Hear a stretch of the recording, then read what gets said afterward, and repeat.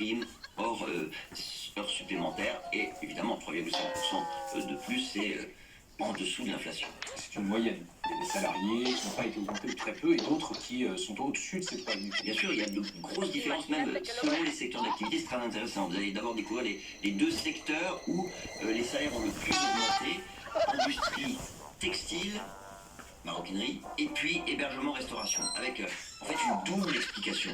Il y a d'abord les revalorisations des grilles de salaire des conventions collectives. Dans le secteur de l'hôtellerie-restauration, elles ont été vraiment revues très nettement à la hausse. Et puis il y a l'augmentation du SMIC qui, elle, suit l'inflation. Et donc, dans l'industrie textile, vous avez quand même une part très importante des ouvriers et des employés qui doivent se contenter du SMIC. Et donc forcément, ça fait monter plus vite le salaire moyen. Et dans quel secteur les salaires vont moins augmenter? Alors vous allez être surpris, parce que c'est production et distribution de gaz et d'électricité, plus 1%, et industrie pharmaceutique, plus 2,5%.